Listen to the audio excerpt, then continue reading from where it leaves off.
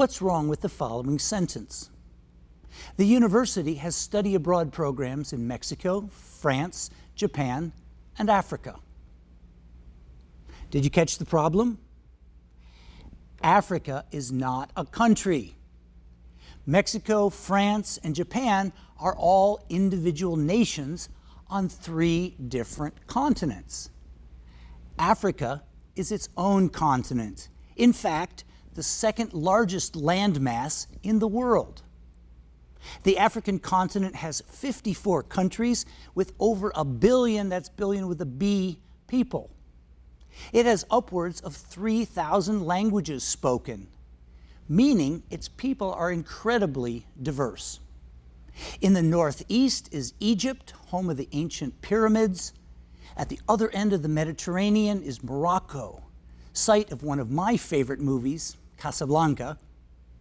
Timbuktu, the most famous city in the country of Mali, was home to Islamic universities dating back to the 1200s.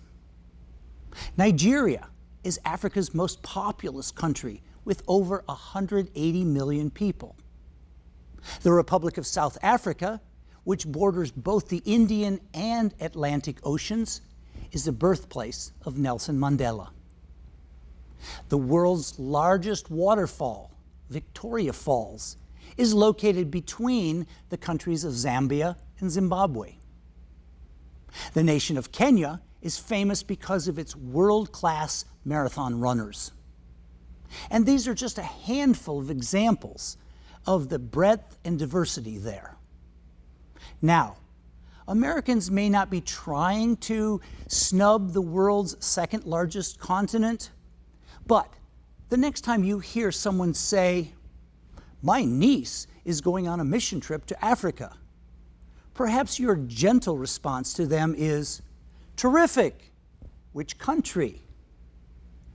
And our education continues as we remember today's new mantra: Africa is a continent.